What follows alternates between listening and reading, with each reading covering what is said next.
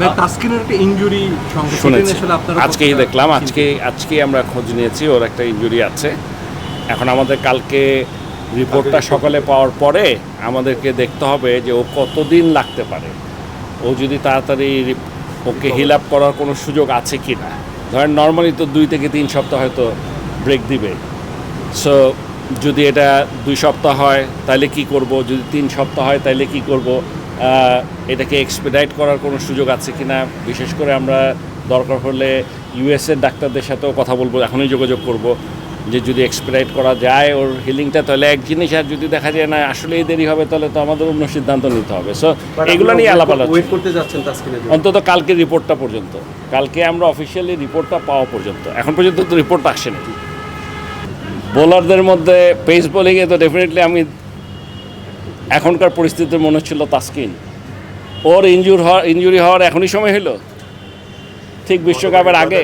নাকি বলেছে বিশ্বকাপের পর অবসর নেবেন, এই বিষয়ে কি তার সঙ্গে কোনো কথা হয়েছে? মানে সে টি-20 ফরম্যাট ও অবসর নেবে? আজকে বসেছিলেন আপনারা বা সে বসেছিল আপনাদের সাথে? এইসব নিয়ে কোনো কথাই হয় না। কি বলছেন আপনারা? ওকে বিশ্বকাপ থেকে টি-20 বিশ্বকাপ থেকে অবসর নেবে এরকম কোনো কথা এখনো আমাদের সাথে হয়নি, এবং আমার মনে হয় না এরকম কিছু আছে, কারণ ও এখনও খেলবে।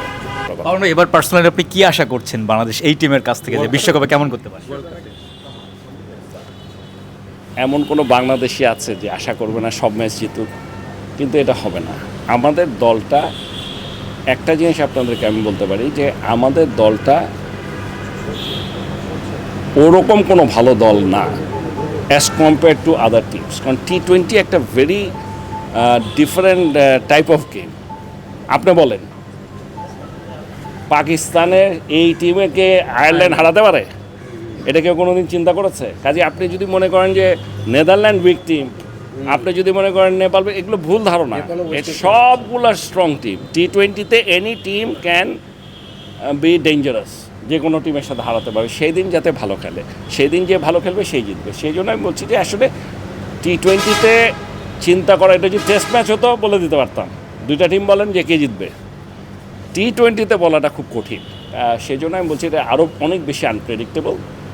আমরা শুধু আশা করতে পারি যে আমাদের যেই প্লেয়ারগুলোকে দিয়েছে, একেবারে যে কেউ খেলা জানে না এরকম কোনো প্লেয়ারকে দেওয়া হয়নি। এরা যেন তাদের সেরাটা খেলতে পারে, তাদের সেরাটা খেলুক, ভালো খেলুক, এটাই আমার প্রত্যাশা। জিম্বাবুয়ের সাথে খেলে গেল 5টা, তারপরে ইউএসএর সাথে খেলবে। ইউএসএ টিম কেমন আমরা জানিই না। কাজে এটা আবার ইন্ডিয়ার সাথে খেলছি, এর চেয়ে শক্তিশালী আর কি খেলবো? তার আগে আমরা শ্রীলঙ্কার সাথে খেলেছি, তার আগে আমরা বিপিএল খেলেছি। আর কত প্র্যাকটিসের চেয়ে বড় কথা হচ্ছে তাদের কনফিডেন্সটা ফেরত আসা এবং তাদের ফর্মে ফেরত আসা। আমি মনে করি প্রত্যেকটা প্লেয়ারেরই সেই ক্যাপাবিলিটি আছে, এবং সময় মতো এটা কাজে লাগাতে পারলেই হলো।